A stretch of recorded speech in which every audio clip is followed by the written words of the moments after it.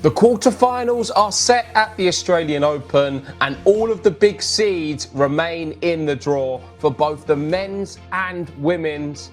Last night, a lot more favourites winning their matches. Musetti being the real standout, defeating Taylor Fritz in straight sets. We're going to speak about it and give our quarterfinal predictions.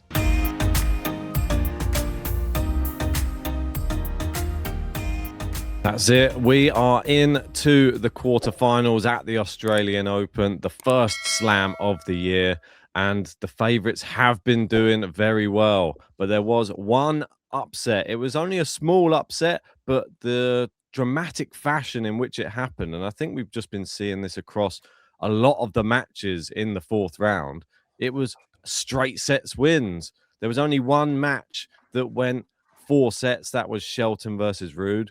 But Lorenzo Musetti taking out Taylor Fritz in straight sets has to be one of the biggest results of his career, I think.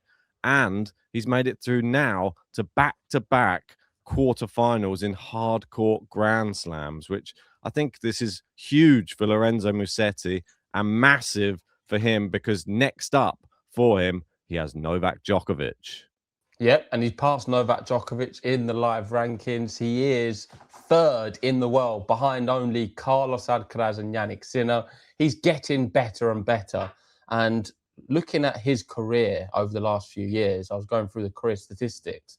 You can see now, I think that 2026 is going to be him really announcing himself as a player to compete for the slams. The reason I say that is, in 2025, he reached semi-final of Roland Garros, quarter-final of the US Open. Disappointing at Wimbledon, but got to the semis the year before. He's shown that he is able to get to the back end of all 4 slams now. Not many young players can do that. In fact, there's not many at all inside the top 15, top 20 in the world. And I think if anyone's going to be able to force their way into the Sinner-Alcaraz duo, it would have to be a Lorenzo Musetti-style player. I don't think Alex de Minaur yet has enough firepower. I think return-wise, he's fantastic. Musetti is the overall package. You can't get too carried away about his performance against Taylor Fritz because it wasn't 100% Taylor Fritz. He's not started 2026, in my opinion, in his best form. He's quoted a few injury problems, a problem with his knee, and I don't think physically he's been nowhere near at it. Despite that, he's still a fantastic player, one of the best in the world on a hard court. And it was going to be still a tough match. But Musetti, I think, even against a fully fit Taylor Fritz, wins. I think he is the truth. Lorenzo Musetti is the truth right now. And I'm going to have to say it again, Ben, not having him inside your top 10 is absolutely criminal. Probably worse, I think, not having him in there than Raducanu being in your top 10. Well, we will see come the end of the year with the predictions. Obviously, this is the first big tournament of the year, but he is doing very well across all of the surfaces, and you'd expect Roland Garros to be the one that he's got his eyesight on in the horizon, just because that's the one that when he came on tour, I expected him to have the best results at, and he's already done so well there. He's been to a semi-final there last year, and you would expect that to be the next progression for him. Obviously, his next matchup's Novak Djokovic, and I think this is a great place to find out where his mindset is, because we know physically he's there. We know he's got the ability. He's just beaten Taylor Fritz, and it doesn't matter if Taylor Fritz has a slight injury, because I think Taylor Fritz could still give you a good idea of where your game's at, because you can still serve well, that type of thing. I think I agree as well. I think he would have beaten Taylor Fritz as well in this tournament if Taylor Fritz would have been fit. I think it would have been a 5-setter probably, but I think that's the mentality he has right now.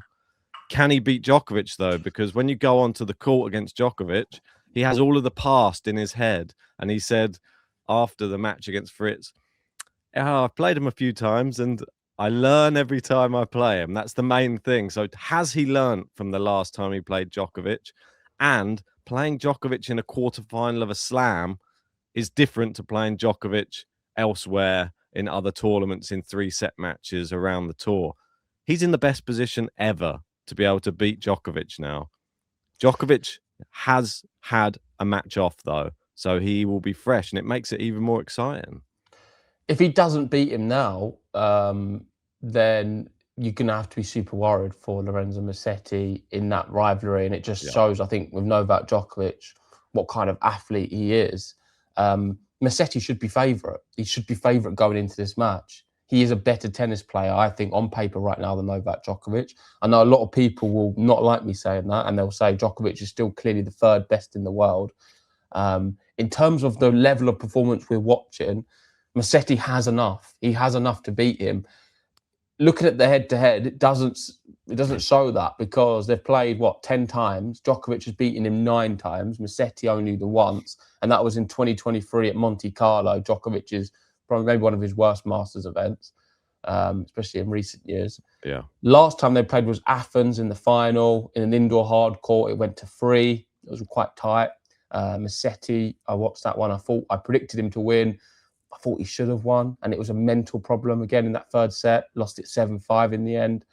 But really, now is the time. 2026, I do think we are getting maybe a different level of Lorenzo Musetti, someone who's a little bit more consistent and better.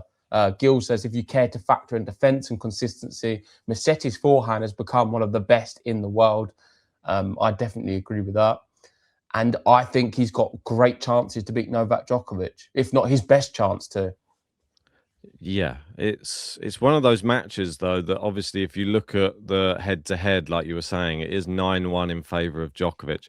And the fact that the pressure moments that they play against each other, they've had one recently, when there's a lot on the line for Lorenzo Musetti, which there was in this match. Remember, if he won that match, he qualified for the Tour finals, but he didn't know Djokovic was going to pull out of the Tour finals. He's not won a title for 3 years, Lorenzo Musetti. And it begs the question, doesn't it? Like, in these matches, especially against Djokovic, this is a huge match for him because he can make the semi-finals of the Australian Open. That's massive. So will that get in his head again, or will he just play this in a completely different way? He said that he's obviously had a second child now. This is motivation for him. He's not been sleeping much, which is not great, but this is all part and parcel of it. But I think that gives players a different motivation to play as well. He obviously improved like tenfold after his first child. Now he's had another one. I feel like he's growing as a man. Yeah. But will he beat Djokovic? That's the big question. We will give predictions on this at the end. We're going to go through all of these. Obviously, there's quite a few to get through. He's got to beat Djokovic right now because it's a mental problem. Like, his loss, the reason he's not won a tournament for the last 3 years is not because he's not good enough to win an event. He should have won a few events in there. He's just stumbled at the semi-final, final, quarter-final stage. Not against just only Djokovic, against loads of players on the tour. I think when it gets to the back end of the events, he gets a little bit tight. When he gets to the back end of sets and important moments, look at that one. So Chengdu, he got to these are the finals he played last year. So what was it? 3 finals last year, losing to Alcaraz, Tabio and Djokovic. Of course, you can understand the Alcaraz one, Djokovic to some extent. Tabio, he should have been winning that final. He's far superior to Tabio. And there's been a lot of matches he's not necessarily made the final in, but just choked, in my opinion. So let's see how he gets on. This is going to be a really good indicator to see where his game's at. I think he should be over the moon that he's got Novak Djokovic. It's a great opportunity for him to overcome a big stumbling block in his early career, because Novak Djokovic has proved to be that, and he's only got the 1 win against him. Yeah, it's a huge mental block. If he's able to overcome it, his whole career might change if he's able to win that match. Somebody else who's just consistent and doing it at the slams was Ben Shelton, though. He dropped the first set against Casper Ruud, whose serving was out of this world in the first set. He was it wasn't the last match. He was saying he was a serve bot. Serving at about, I think it was about an 83% first serves in and points won. It was crazy. And I was thinking, if he continues like this is going to go 5 sets. But it didn't. He threw in double faults at maybe very important times, I'd say. And Ben Shelton just got stronger and stronger as this match went on. And yeah, he looks very dangerous. I like the fact that Shelton, and we've said it many times before, he rises to the occasion when there's a big crowd, big courts. And I like his serve in big moments. And I think he's improving as an all-round tennis player. I think there's still some gaps in there. Obviously, he's playing Jannik Sinner next. He's really looking forward to it. But it's another case of playing someone you've got an awful head-to-head record against. This is another opportunity to see where you're at.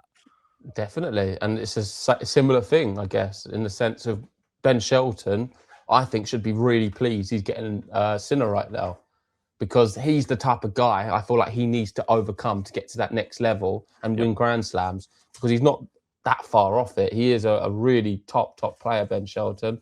And players born in the 2000s who are able to reach 5+ Grand Slams, men's single quarterfinals, is only Alcaraz, Sinner and Shelton. So 5+ Grand Slam quarterfinals is Alcaraz, Sinner and Shelton. Just goes to show how good he is. And there was another thing I wanted to speak about with him. Let me see if I can find it. It's gone now. Oh, no. It's just about him in Grand Slams. You said he's a big match player. We spoke about his stats yesterday, or was it the day before, where we were saying how in Grand Slams and best of 3 format, he's far superior in Grand Slams. He needs to now translate that, I think, to the rest of the tour. He should be doing better in Masters events than what he does.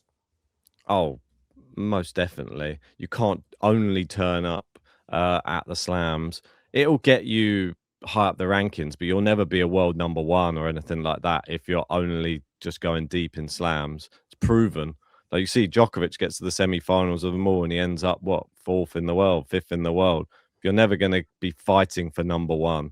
And it will only ever be between those players who are consistent for the whole 52 weeks of the year.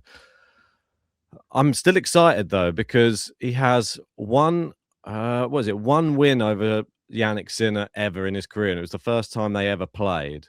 But since then, he's lost 8 on the bounce. And I don't think he's even won a set, if I'm right in thinking, in any of them, that's the most concerning thing. There's lots of tie breaks in all of their matches, and he never seems to win a tie break, that's a concern for me. Jannik Sinner's too good in tie breaks, and Ben Shelton, with his serve, he should be better. But it's all up there. And can you get over that mental hump? Jannik Sinner's so good at just buckling down in tie breaks. Yeah. And I'm looking forward to that match and to see what level he's at. Aside from that, everything else was really plain sailing. The women's, every single match was straight sets. Yeah. All of the favourites won. We had Pegula, Anisimova, Rybakina and Iga all winning their matches. The only one I thought there'd be some jeopardy in was the Pegula Keys one. And in my head, I did predict Keys to win. I didn't say it on the podcast, but I was thinking that Keys would do that based off their head-to-head. Well, she beat her recently. How well she did, yeah. So I was thinking that Keys had that one. So great effort from Jess. I didn't get to watch the match live. I've only seen highlights. But the other matches, there's not much to comment on either, I don't think, unless you've got anything, because I feel it was inevitable for me. I just never thought for a moment either Anisimova, Rybakina or Iga was going to lose their matches. Yeah, no way. They were far, far too commanding. I watched the Rybakina match this morning. Levels, she just far too powerful. Too good. They felt like early round matches. It felt like first, second round matches. You kind of know the result. You'd be shocked if one of them went out. Yeah. We're getting this in every single match, though. And I don't want to say predictable tournament, but we're getting all of the top players, and all of the matchups we seem to be getting as well are all stacked in the favor of one player. And even if you look at these men's quarterfinals, we've just mentioned Djokovic versus Musetti is, what's that, 9-1. Sinner Shelton, 8-1. Minaur Alcaraz, 5-love to Alcaraz. The only one that's close is Tien and Zverev, 1-1 in their head-to-head. Yeah. But I haven't looked into the women's ones yet. But that's crazy to get to a quarterfinal. Yeah. And the lopsided head-to-heads of the players. That's just the draw, though. You don't know how that's going to go. For the semis, we could get 1, 2, 3, 4 on both men's and women's. I don't think we don't really see that often at Grand Slam level. Certainly not the women's anyway in recent years. But I feel like Tien, out of all of them names we've mentioned, has an ability to force his way into this and surprise some people. And then the other one is probably your other wild card, Iva Jovic from last year. Wow. I think between Lerner Tien and Iva Jovic, they're for me the two which could force their way in the conversation. Well, and maybe Svitolina too.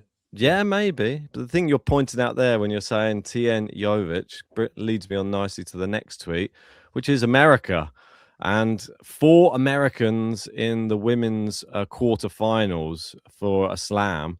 And I believe it says here it's the first time since 2001 when they had both the Williams sisters, Jennifer Capriati and Monica Seles, and Lindsay Davenport.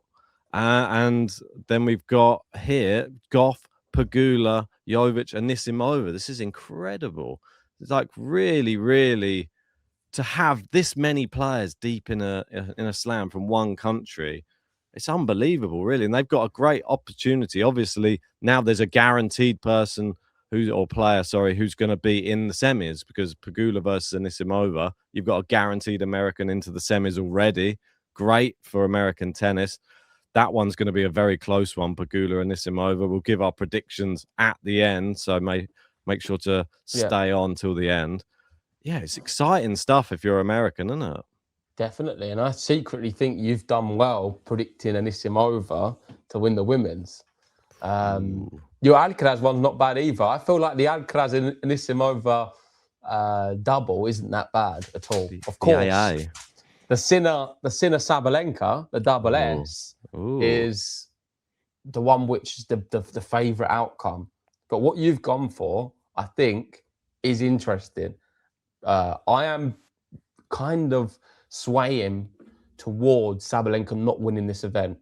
I'm not quite there with Jannik Sinner yet, but with Sabalenka, I'm not so sure, based on what I've seen, that she's winning it. Yeah, I think Anisimova had, even though on paper it didn't sound like the toughest match, it actually, Wang's good though, Jinyu Wang is very, very good, in good form as well. Yeah. And this was like a real firefight, but Anisimova's backhand, probably, if not the best on the tour, one of the best. She's hitting with such like power, precision. It's landing in the corners on the baseline. She looks absolutely phenomenal. I mean, even this one, I'm thinking I put her at 9 in the world come the end of the year. She plays like this throughout the whole year. I mean, that's even too low. Like, I think that she'll be back where she finished this year, if not higher. But I think I've got her there. I've got her higher in the rankings. You've got a 5 or something, haven't you? You've got her quite high. But yeah, I'm impressed that she's continuing this great run of form. We obviously have on the women's side as well, Iga. We can't forget about Iga Swiatek. She had probably the easiest match, I'd say, out of everybody, Inglis, because Osaka withdrew. That Osaka Iga would have been much more entertaining, but we didn't get that. And she's now into a 6th straight Grand Slam quarterfinal. Facing Rybakina, though, this is where the tournament starts, essentially, for both of those players. Yeah, and I'm ready to get onto the predictions, because I feel like there's not much more to say. There's not been many big shocks this tournament. It's all gone as we're expecting. I think this is where the tournament starts. One thing before we start, are we going to start with the men's or the women's? I don't know. Whatever you want to do. Okay. Should we start? I think we start with the men's. I'm just going to touch on this just before we go into it. Obviously, Sinner did win his match against fellow cramping Italian Darderi. It was 6-1, 6-3, 7-6. Just a quick word on it. Just far too good. The only chance that Darderi had was in a tiebreak, and you saw the same problems arise. Jannik Sinner was playing later on in this match as well. It wasn't a midday match, and apparently he didn't request to play later on. And they were talking about it on the desk, and Jamie Murray said, "I don't believe it." And he said, "I don't believe that they witnessed what happened to Jannik Sinner during that match against Spizzirri and they didn't put a request in to play a bit later on in the day. Said they would have to be mad not to. He said, I'm not against them doing it, but just say you did it, because it's quite obvious that they did. Well, we don't know they did. I don't know, but I think he's they the did. second seed, so they will give preferential But you'd be treatment to the top stupid not seeds. to. Just Yeah, of course, like, it'd be stupid. But we don't. This is just complete pure speculation. I mean, for we sure. do that a lot on podcasts. So I'm not going to be like acting like I don't ever speculate on here, but I don't know. I've not got much more to say about it. Well, who knows? Did he do it? Did he not? Did his team do it? I think it would have been wise to do it. Do I think it would have mattered anyway? Probably not, because I think having that experience in the early stage, it won't happen again. I don't think. I don't think Darderi was the guy. If it was going to happen again, No, I don't think he would have been cramping before Sinner, I think, in that match, and that's the problem. Something else, just before we go on to it as well, there's someone spotted something that happens to players when they play Jannik Sinner, which is, for some reason, when you're losing to Jannik Sinner, you start putting tennis items in your mouth. I don't know what's going on. We got Zverev putting the racket in his mouth. We've got Darderi, who was eating the balls for some reason. I don't know what was going on there. And then there's just Kaboli, who's just face first on the floor. They don't know what to do against him. Right, so let's go over to the predictions. And we'll start with Alcaraz de Minaur is our first one on the men's. Straight sets, Carlos Alcaraz. Right, so JG going Alcaraz and 3-love. Ben is going to go Alcaraz, but I'm going to go 3-1. Yeah, make sure you play along at home, guys, as well. Give us your quarterfinal predictions. How it works is correct winner and set, and the score is 3 points. If you just get the winner, it's 1 point. Retirement, 5 points. What's if you predict a retirement from that's ridiculous. I know that's what happened. Nonsense. That's what we had done on a previous one. I haven't changed any of this. Okay, Tien retirement then. How dare you? No, Andy Murray's been very big on Lerner Tien as well. He's been shouting his name from the rafters. So will Lerner Tien get the upset? Sasha Zverev, last year's finalist, it has to be reminded. He has to serve well. That's the one thing with Sasha Zverev. If he doesn't serve well and this goes into a rallying match, I think Lerner Tien wins. And I'm going to go for the upset as well. I'm going to go for Lerner Tien to win in 5 sets. Yeah, I don't even know if it's that much of an upset. I think it's a tight match. I'm going to go with Zverev, though, in 5. Yeah, Zverev 1.44. Lerner Tien 2.75 if you fancy the underdog. Is it in 4 or 5, you say? 5? 5, yeah. Okay. I'll do the next one first. So I'm going to be going for Jannik Sinner to win in 4 sets. Jannik Sinner to win in 4 sets. And I'm going to be going for Jannik Sinner to win in 3 sets. Boring. There we go. So we've gone a little, well, your Alcaraz one could be boring as well. Could be... we both, this could be won or lost by those ones, I think. We're both going against the ones we've got winning the tournament. Not against, but I'm going more for Alcaraz. We're going for more for Sinner. Weird. Well, I just feel like it's just based upon Alex de Minaur being at home in Australia. I think that's more. And just the evidence of Shelton not winning a set in a long time. Anyway, Djokovic, Musetti. This is the big one. Is Musetti going to finally do it? It's your one, mate. You're first. I'm saying no, he doesn't do it. Djokovic wins, but Djokovic wins in 5. Okay, I'm going to have Musetti winning the match. I think this is his moment. And he's going to win in 4 sets. Oh. Let us know if you agree with either of us, or do you have something completely different at home? Would love to hear. And now on to the women's. Big one to start us off. Sabalenka, last year's runner-up and 2-time champion, up against Eva Jovic. You go first on this one. I'll have Sabalenka winning in 3 sets. Ooh. 2-1 Sabalenka. I think it's going to be Sabalenka. I think it's going to be 2-love, though, because I don't think Jovic is at that level yet.